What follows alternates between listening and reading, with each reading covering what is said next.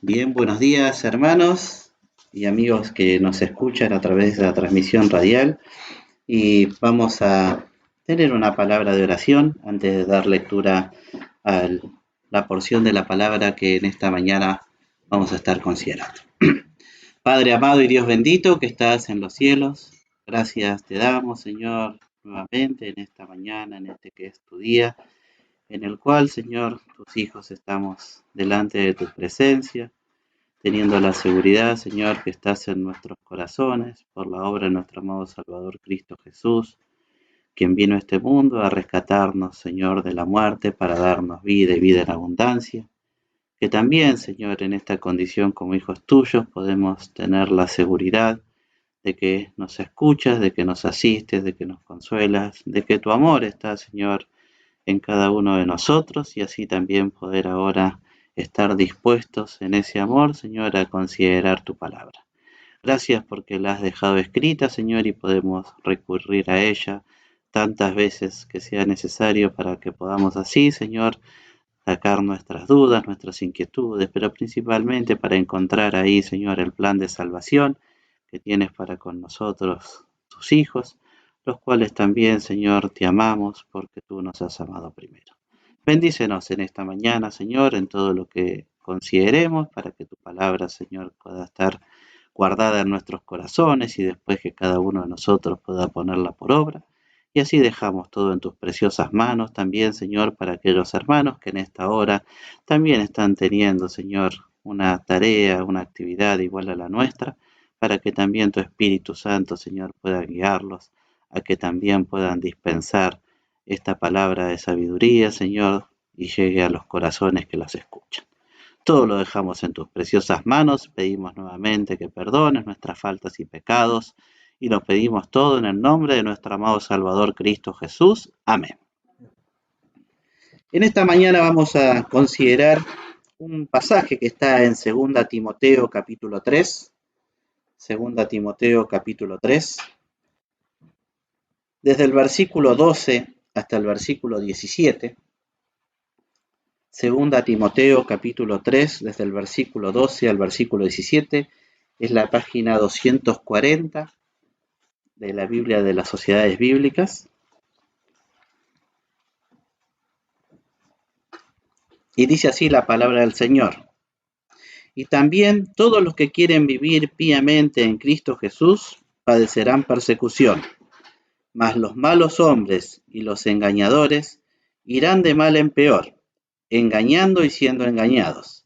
Empero persiste tú en lo que has aprendido y te persuadiste, sabiendo de quién has aprendido, y que desde la niñez has sabido las sagradas escrituras, las cuales te pueden hacer sabio para la salud por la fe que es en Cristo Jesús. Toda escritura es inspirada divinamente y útil para enseñar, para redarguir, para corregir, para instituir en justicia, para que el hombre de Dios sea perfecto, enteramente instruido para toda buena obra. Quiera el Señor bendecir su palabra. Y a raíz de esta situación en la que estamos cada uno de nosotros en nuestros hogares, pero que también por la gracia del Señor todos los días podemos tener el ejercicio de considerar su palabra a raíz también de las distintas reuniones que tenemos a través de esta transmisión radial y considerar, ¿no?, la abundancia de palabra que estamos recibiendo, ¿no? Cada uno se va considerando de acuerdo a su necesidad aquella porción que cada día a nosotros nos es entregada por el Señor a través de los distintos siervos que la dispensan, que la van meditando, considerando, compartiendo con cada uno de nosotros. Y decía yo, ¿no?, mientras pensaba, digo, qué bueno que es esto, porque es un ejercicio que a lo mejor si no estuviéramos en esta circunstancia no lo haríamos. O tomaríamos a lo mejor lo que siempre hacemos, es leer un versículo y quedarnos con un versículo, o estar cada día, aquellos que tenemos algún indicador como un almanaque donde nos va diciendo un versículo, un texto bíblico para leer, pero no una meditación que venga por parte del Señor, ¿no?, y que por la gracia de Dios también así nosotros todos los días recibimos. Y qué bien nos hace eso a nuestro corazón, que cada día también vayamos pensando en algo que nos va compartiendo el Señor y que esto sea realmente útil. Y uno puede decir que provechoso que entonces es este momento tan diferente al que a lo mejor nos gustaría a nosotros tener, que por lo menos no es estar encerrado en una casa y menos aún un día domingo estar así, sino estar compartiendo en la iglesia, en la congregación, viendo a los hermanos y haciendo todas las actividades, reuniones que tenemos, ¿no es cierto?, en nuestros hábitos eclesiásticos. Pero digo, pero también esto algo nos deja y nos sirve. Y por eso un poco llegó este pasaje a mi corazón. Porque acá yo veía, ¿no?, que si uno ve la situación en la que fue escrita esto, el apóstol Pablo estaba preso, estaba encerrado. Y hacía algo el apóstol Pablo estando encerrado, y hasta inclusive, ¿no?, en esta que fue su última carta, es previa a que él fuera sentenciado o ejecutado a muerte. Pero sin embargo, él no dejaba en ningún momento de seguir repartiendo aquellos consejos, aquella palabra que venía por parte de Dios y que le podía ser útil a los distintos destinatarios. Ha escrito 4 cartas él a distintas congregaciones estando preso, estando en una situación, vamos a decir, salvando las distancias como la nuestra, ¿no?, que no podemos movernos mucho de nuestro hábitat, y más aún fíjense en la situación de él, ¿no?, que también era completamente injusto que estuviera preso, pero que igual él no dejaba de servir al Señor. Digo, ¿no? Qué lindo ya ejemplo, partimos de la base, cómo fue escrita esta carta y cómo fueron escritas esas otras cartas, pero esta en particular porque es dirigida a un siervo que era joven, ¿no?, como Timoteo, al cual le va también diciendo algunos aspectos a tener en cuenta para distintas situaciones en las que él se podía llegar a encontrar en la obra. Por supuesto, uno no estaba preparado, y esto es algo que también rogamos que sepan entenderlo, ¿no? No estamos preparados para este tipo de transmisiones radiales. No tenemos ni la tecnología, y todo esto es por la gracia de Dios que podemos alcanzarlos de esta manera y que cada uno de nosotros pudiera también sacar este provecho que el Señor nos permite utilizar a través de este medio. Y cómo de a poquitito vamos mejorando algunas que otras cosas y que de alguna manera también uno puede ver acá lo que es la mano de Dios para que esto se pueda desarrollar, ¿no? Y son cosas con las que uno se va encontrando, y esto era lo que el apóstol Pablo le trataba de decir a Timoteo. Te vas a encontrar en la obra con un montón de cosas y en cada una tenés que estar precavido y entendido para cada cosa. Tenés que tratar de no desanimarte, de no desentusiasmarte, vas a tener problemas. Y fíjense cómo empieza este versículo 12, ¿no? Si querés vivir piamente en Cristo Jesús, vas a padecer persecución. Sí, pero no solo la persecución de aquella que uno puede considerar de hombres persiguiendo a hombres por predicar, en cuanto a una persecución física, pero sí en lo que tiene que ver con una persecución espiritual, donde te van a venir con un montón de cosas avasallantes para que te puedas de alguna manera apartar de las cosas que son de Cristo Jesús, de aquellas en las cuales vos querés vivir piamente. Y esas persecuciones son constantes y son, por más que estemos, digo ahora sí también, encerrados y en nuestras casas también hay persecución. Nos atacan por todos los medios de comunicaciones habidos y por haber, vienen un montón de propuestas, de situaciones, de cosas que son inesperadas y son persecuciones y son por las que uno quiere vivir piamente. Por eso dice, no, vas a tener persecución, pero también le dicen, mira, no te olvides de algo que es importante, Timoteo. No te olvides de todo lo que has aprendido en las Sagradas Escrituras. Esto es para que lo tengas en cuenta, para que ellas no se aparten de tu vida. Que lo que aprendiste desde la niñez, en tu adolescencia, en tu juventud, y que viene de parte de Dios, ¿no?, y que trayéndolo a esta época nosotros tenemos la palabra escrita, completa, y finiquitada, como para decir, acá no se le tiene que agregar más nada y acá no hace falta sacarle nada tampoco porque está completa, porque es íntegra, y ahí vamos a encontrar todo lo que nosotros querramos saber de parte de Dios. Vamos a ver sus atributos, su amor, su gracia, el plan de salvación, lo que tiene que ver con para aquellos hombres que a lo mejor nunca tuvieron una Biblia en su mano, ¿no? Lo que es el pecado y las cosas que están mal en nuestro corazón para guiarnos a un arrepentimiento. Una variedad de aspectos tan sublimes y tan importantes que uno no puede dejar de valorarla. Meditando y pensando ayer antes de considerar el sueño y lo que venía escuchando, ¿no? Lo que escuchamos ayer de la predicación de Ruth, y me quedé pensando en eso que compartió el pastor y cómo fue alcanzada esta mujer, decía, por la gracia de Dios. ¿eh? Y yo decía, no, ¿qué diferencia hay entre Ruth y yo? Digo, no, ninguna, porque también fui alcanzado por la gracia de Dios. Y entre mis hermanos, aquellos que también conocieron la obra de Cristo y que creen en esa obra después de arrepentirse de sus pecados, tampoco hay diferencia, fueron alcanzados también por la gracia de Dios. Y esto es porque, gracias a Dios, también la palabra está escrita, porque la palabra está en nuestras manos, porque tenemos la posibilidad de alcanzarla a ella y llegar acá a rescatar lo que realmente es importante. Por eso le dice, no te olvides, Timoteo, de aquellas cosas que has aprendido de las Sagradas Escrituras, tenerlas presentes, las cuales te van a hacer sabio para la salud por la fe que es en Cristo Jesús.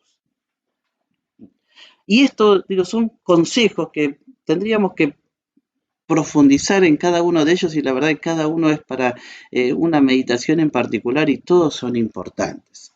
Pero había lo que a mí me quedó en el corazón cuando leía este pasaje y que decía, miren qué importante que podamos considerar esto y no importa, si a lo mejor es la primera vez que escuchás, no importa si escuchás hace poco, si hace mucho tiempo que también venís a la iglesia, si te convertiste y ya sos un hijo de Dios, si pasaste por la experiencia de salvación, si estás sirviendo al Señor. Digo, en la palabra de Dios es para todos.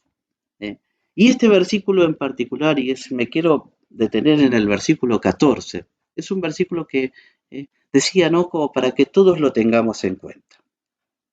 Y tenerlo en cuenta para algo, ¿no? Para lo que tiene que ver el conocimiento de la palabra, pero también para ver lo que después uno practica de acuerdo a ese conocimiento de la palabra.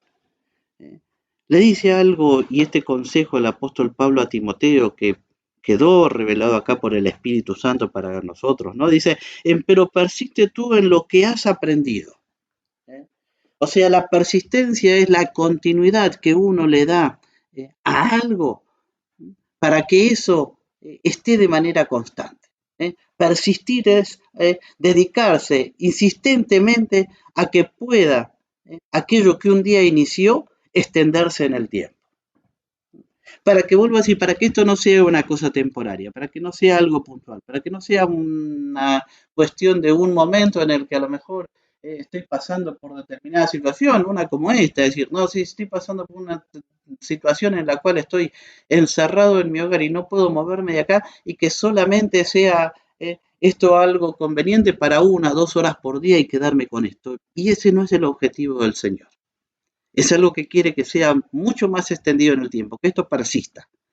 Que esto que estoy ahora a lo mejor escuchando, considerando y viendo de lo que viene por parte de Dios, y más aún cuando fue a nosotros llegado el conocimiento de la obra de Cristo, que tan claramente se está desarrollando a lo largo de todos los días, de lo que Él hizo, de cómo entregó su vida y de cómo quiere llegar con eso al corazón de todos los hombres, en el que estamos incluidos todos los hombres, pero no todos los hombres van a tomar la decisión de reconocerse pecadores y arrepentirse de sus pecados. Y algunos que a lo mejor pudieran dar ese paso, tampoco todos los hombres van a creer en Cristo como el único y suficiente Salvador de sus vidas, que entregó su vida por amor de nosotros, siendo Dios y viniendo a este mundo a tomar forma humana para morir en la cruz santamente. No todos los hombres, lamentablemente, van a creer en eso. Por eso es que siempre y constantemente se da la oportunidad para decir, no desaproveches esto, porque son 2 pasos tan simples y tan sencillos que todos los hombres lo pueden hacer. Que chicos, entre 8, 9, 10 años, lo han hecho manifiesto en el medio de nuestras congregaciones, en la escuela dominical, que uno puede ver en sus vidas que realmente así también lo hacen. Y así también lo creen, cuanto más nosotros. las personas que somos grandes, las personas que somos entendidas, ¿eh? Para que también tengamos ese corazón de chico que pide el Señor para poder darle lugar a Cristo en nuestros corazones. Pero en esto dice que es en lo que tenés que persistir, en lo que estás aprendiendo. Y lo que estás aprendiendo todos los días no es ni más ni menos que la manifestación del amor de Dios en nosotros, ¿eh? Que a veces lo llamamos gracia, que está incluida su misericordia, que tiene que ver con todas las manifestaciones y testimonios que vamos escuchando de distintos hermanos, de distintas épocas. Porque cada vez que también, ¿no?, nuestro pastor nos comparte la historia de algún escritor de un himno, no está contando la historia de un poeta común y corriente, sino de un hijo de Dios, de alguien que comparte una experiencia para que veamos que todos estamos en la misma situación, pero que cada uno toma la decisión de dónde quiere inclinar su corazón o no. Pero eso que un día empieza tiene que continuar, tiene que persistir. Y hay algo que también le dice, ¿no es cierto?, en este versículo 14.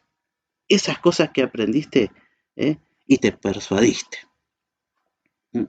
Y persuadir, ¿no? Estaba buscándolo en el diccionario.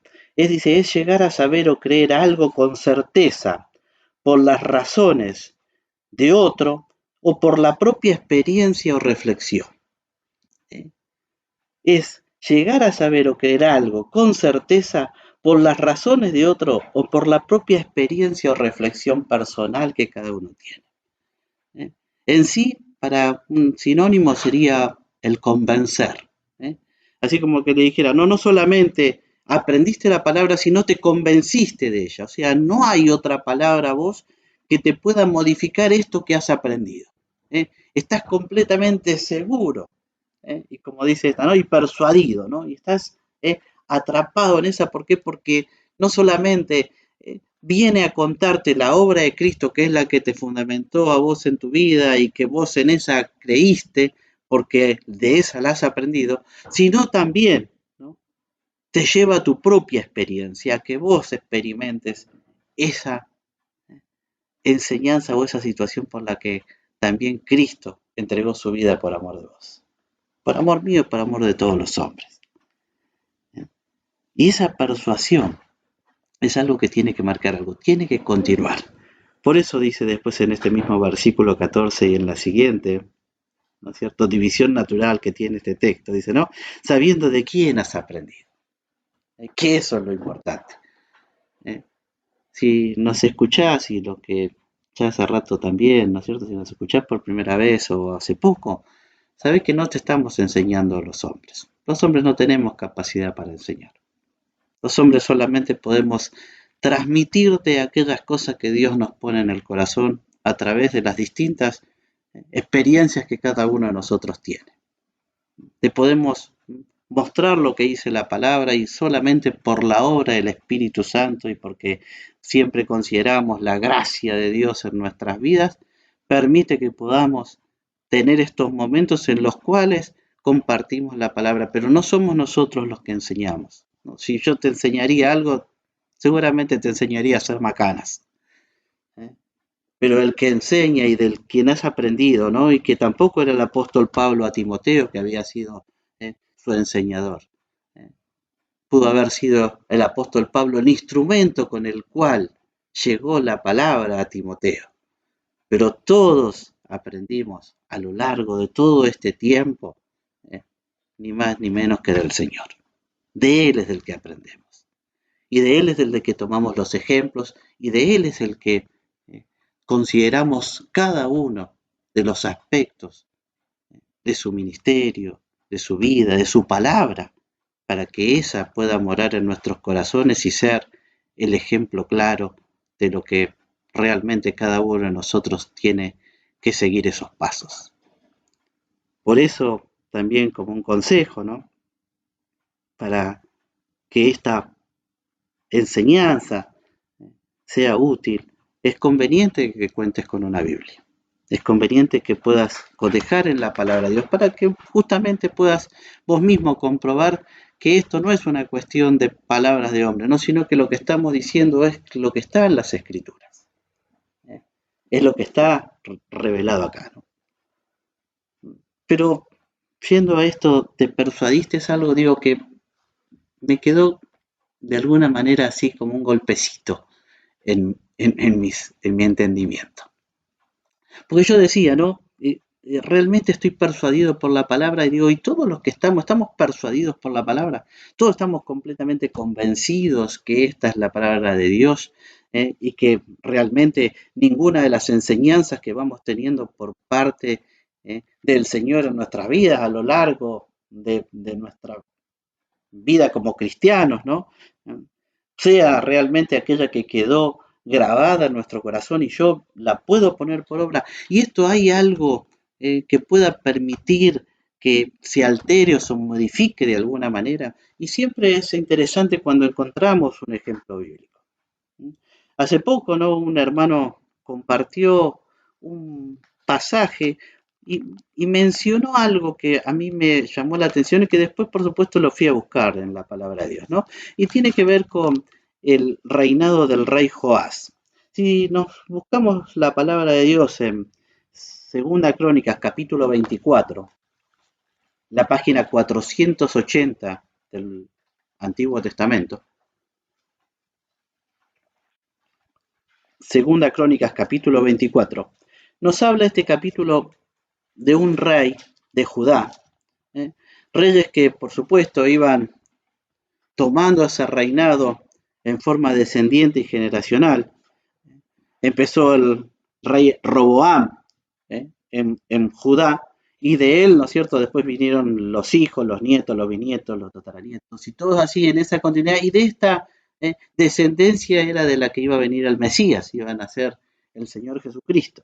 Por eso es que tiene, ¿no?, ciertos detalles acá que vamos a encontrar que son sumamente importantes a tener en consideración por los hijos de Dios. Y de este rey Joás nos habla la palabra de Dios, que dice que a los 7 años empezó a reinar, ¿no? Pero ¿qué había pasado 7 años antes? Simplemente para tener una idea, ¿no? Si nos fijamos al final del capítulo 22 de Segunda Crónicas también dice, ¿no? A partir del versículo 10, entonces Atalía, madre de Ochosías, viendo que su hijo era muerto, levantóse y destruyó toda la simiente real de la casa de Judá. Pero Josabet, hija del rey, tomó a Joás, hijo de Ochosías, y arrebatólo de entre los hijos del rey, que mataban, y guardóle a él y a su ama de cámara de los lechos. Así pues lo escondió Josabet, hija del rey Joram, mujer de Joiada el sacerdote, porque ella era hermana de Ochosías, de delante de Atalía, y no lo mataron. Y estuvo con ellos escondido en la casa de Dios 6 años, entre tanto Atalía reinaba en el país. Y esto fue Ochosías, que fue el padre de Joás, que fue muerto. Cuando murió la madre Atalía, lo que hace es matar a todos los hijos de Ochosías, excepto a Joás. Pero no lo mata, ¿por qué? Porque la hermana de Ochosías, o sea, la tía de Joás, lo esconde con alguien con el que estaba ella casada, que era Joiada el sacerdote. Y escondiéndolo ahí, y lo esconde por 6 años, después en el capítulo 23 viene todo el proceso en el que Atalía es desterrada porque había como usurpado el reinado de Judá, y sale y la matan, y queda nuevamente toda la descendencia que venía siendo de Judá. Y entonces acá el capítulo 24 empieza diciendo, de 7 años era Joás cuando comenzó a reinar, y 40 años reinó en Jerusalén. O sea que no tuvo un reinado de 40 años, que es un reinado más o menos considerable dentro de los distintos periodos por los cuales reinaron los reyes de Judá. Pero dice en el versículo 2, ¿no?, la síntesis de lo que fue ese reinado. Dice, hizo Joás lo recto en ojos de Jehová todos los días de Joiada el sacerdote. Aquel tío de él, que lo había rescatado, que lo posicionó como rey, que lo cuidó, que lo protegió, y hasta inclusive que él lo tomó como alguien importante dentro de su reinado, ¿no? Porque si fijan en el versículo 6 dice, ¿no? Por lo cual el rey llamó a Joiada el principal. Era su consejero, era aquel que lo instruía y que lo acompañaba, pero que también lo orientaba hacia las cosas de Dios. Era sacerdote. Y uno puede entender, ¿no? Como el ejercicio del sacerdocio, estaba incluida particularmente lo que tenía que ver esta condición que tenía Joás como rey. Y Joás hace algo que para mí es sumamente maravilloso. ¿Por qué? Porque empieza a considerar lo que es la palabra de Dios, a tenerla en cuenta. ¿eh?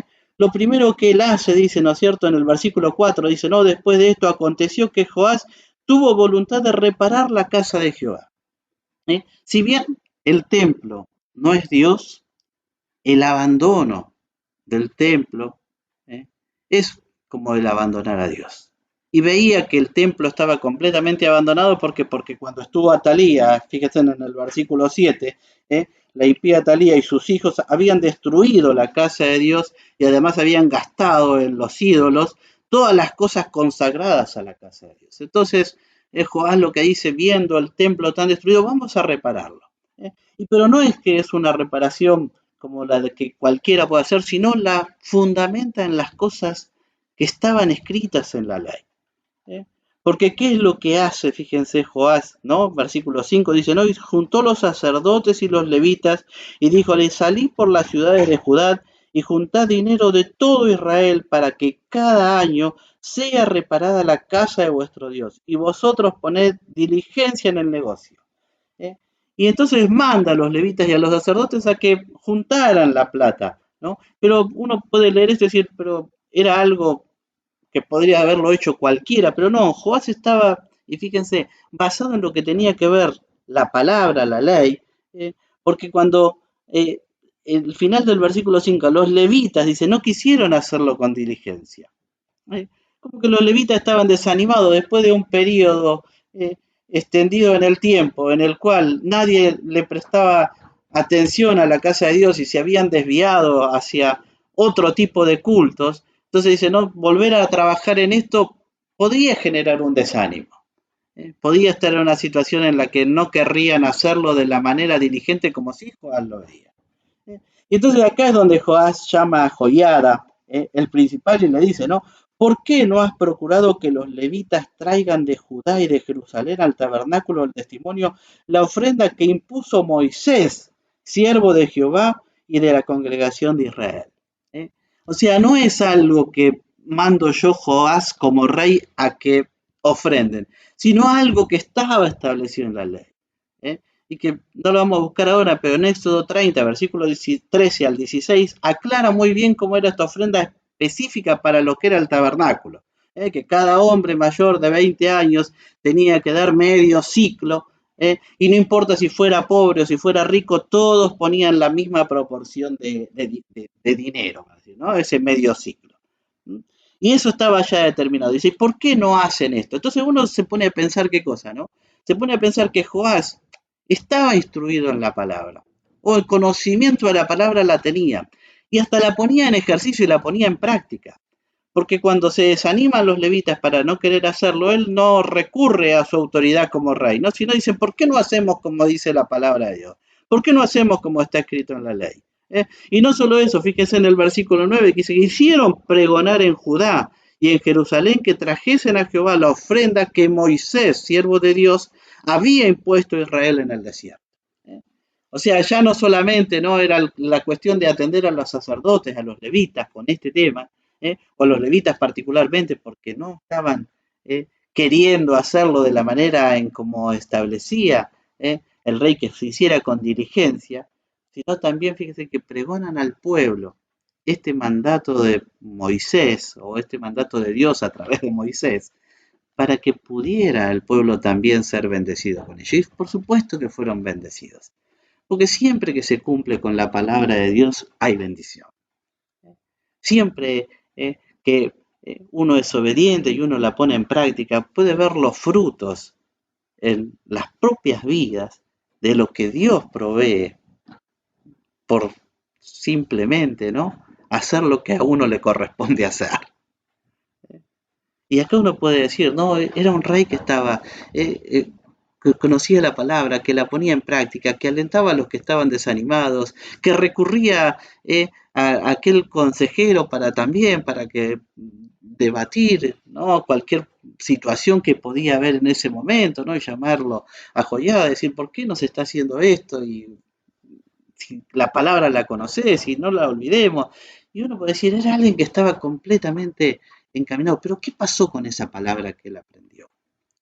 No lo persuadió, ¿eh? No lo convenció, fue algo momentáneo, por un momento completamente determinado, y que se determinó en el momento, ¿no? En el versículo 15 que dice, no, mas Joiada envejeció y murió harto de días, de 130 años era cuando murió, ¿no? Versículo 17, muerto Joiada, vinieron los príncipes de Judá e hicieron acatamiento al rey y el rey los oyó. ¿Eh? ¿Y qué es ese hacer acatamiento? Es traerle unas nuevas cosas para hacer, ¿no? Que estaban completamente diferentes a lo que es el acatamiento de la ley, al cumplimiento de la ley, sino al cumplimiento de cosas que venían diciendo estos príncipes de Judá. ¿Eh? Y fíjense lo que dice, ¿no? Y el rey los oyó. O sea, reemplazó acá palabra de hombres por la palabra de Dios. Unas cosas que endulzaron más el oído al rey, que les gustó, que todo lo que venía él hasta inclusive no solo aprendiendo, sabiendo de la palabra, sino ejercitándolo. Y fíjense que como para mostrar, no es una cuestión tan rápida que se puede producir en un cambio como este, porque justamente la palabra no quedó persistentemente dentro de un corazón. Porque él los oyó, y cuando los oyó, fíjense lo primero que hace, ¿no? Y qué cambio tan rotundo con aquel versículo 4 que habíamos leído, que era reparar la casa de Jehová. En el versículo 18 dice, ¿no? Y desampararon la casa de Dios, de sus padres, y sirvieron a los bosques y a las imágenes esculpidas, y la ira de Dios vino sobre Judá y Jerusalén por este su pecado. Y digo, que no cualquiera puede a veces desviarse un poquito del camino. Cualquiera puede estar orientado hacia las cosas de Dios y estar en un carril en el que precisamente Dios por su gracia nos permite estar, pero también somos hombres y nos podemos equivocar y podemos desviarnos, como el caso de Jehová, pero uno nunca puede dejar de ver lo que es el amor de Dios, y más aún cuando alguien comete un error como este, porque desviado completamente, ¿no?, de un camino que había andado Joás, es que el Señor en el versículo 19 dice que les envía profetas para que los redujesen a Jehová, los cuales le protestaron, mas ellos no los escucharon. El Señor le mandó mensajeros para decir, miren, lo que están haciendo está mal. Pueden revertir su camino todavía. ¿Por qué? Porque mientras hay vida, tenemos la posibilidad de cambiar una situación en la que no estamos andando conforme a como Dios quiere. Por supuesto que es la decisión personal de cada uno si eso lo quiere hacer. Y el Señor le manda ahí profetas para que lo escuchen y no lo escuchan.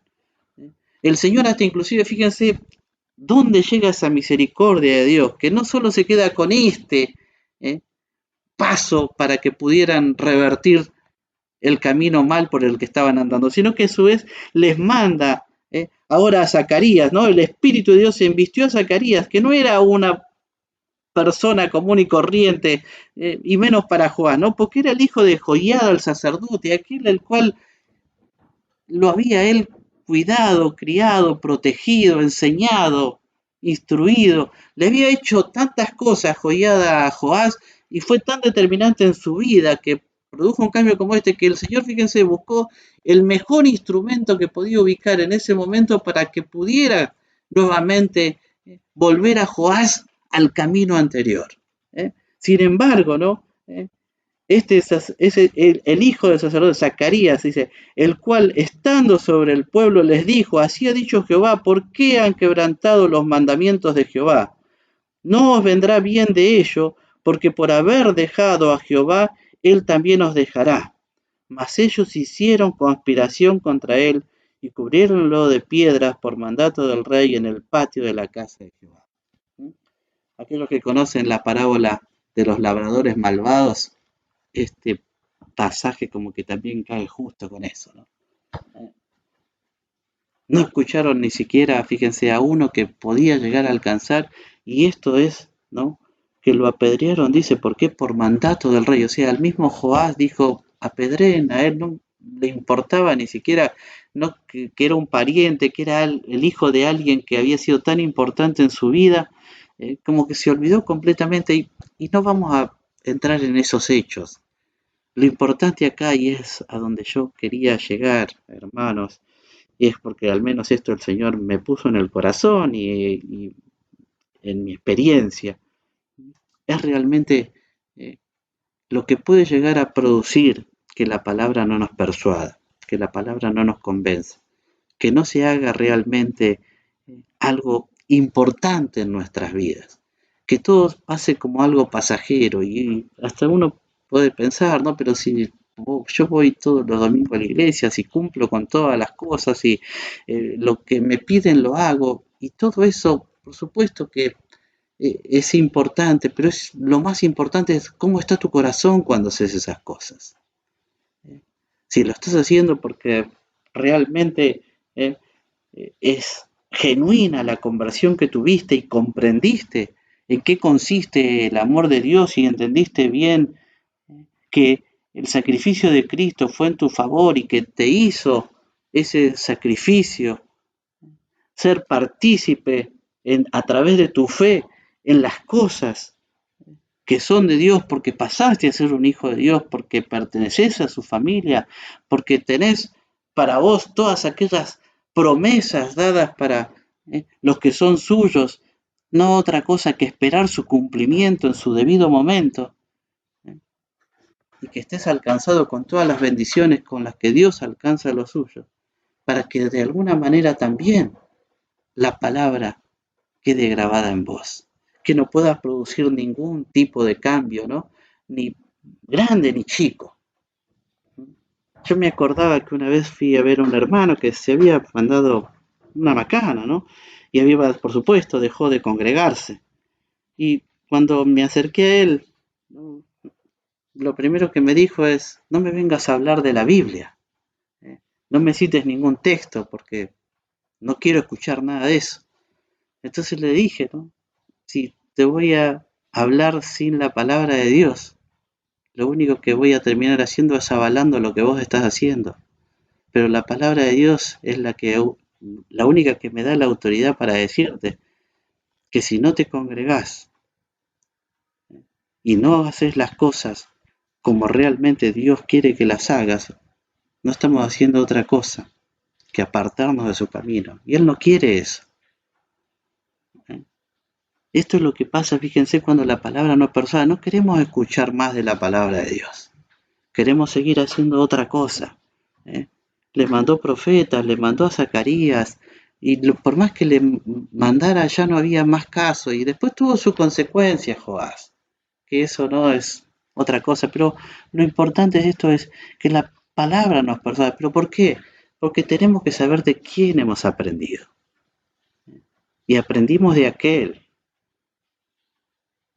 que no tuvo ningún reparo en enviar a su Hijo a este mundo y que muriera allí en la cruz cargando con todos nuestros pecados, para que nosotros podamos ahora a través de ese sacrificio poder estar delante del Señor como hijos suyos, pero porque nos arrepentimos de nuestros pecados y creímos en Él, porque entendimos que Él ocupó nuestro lugar, porque entendimos que es la única manera en la que yo puedo ser limpio y salvo, ¿eh? de todas las cosas malas que hago, y que es creyendo en esa muerte. Pero que eso no sea algo pasajero, sino que sea algo que quede constantemente en nuestras vidas. Por eso vuelvo, si es la primera vez que escuchas esto o hace poco estás escuchando estas reuniones, fíjate de quién estás aprendiendo. Y que la palabra cada día que la escuchás, realmente, más allá de los distintos hombres que la demos, que sea la que quede guardada en tu corazón, que sea la que eh, realmente puedas ver en ella cómo es el amor de Dios y cómo es que se manifiesta para que no lo sueltes nunca, para que te sientas protegido, amado, cuidado y en algunas situaciones consolado y en otras situaciones ayudado. Y así, con las distintas situaciones con las que cada uno de nosotros pasamos, tenemos la seguridad y la certeza que está el Señor con nosotros. Porque Él, como en este caso, hasta inclusive con Joás, no lo desatendió, sino que estuvo pendiente de Joás. A ver, ¿cómo puedo hacer para que realmente vuelvas nuevamente a considerar la palabra y a tenerla? Y no había caso, ¿eh? Porque se olvidó de quién la había aprendido. No te olvides de quién la aprendes. La aprendemos de Dios, la aprendemos del Señor, la aprendemos del propio Jesucristo que vino a este mundo a morir por amor de cada uno de nosotros. Hermanos, amigos, que el Señor nos bendiga.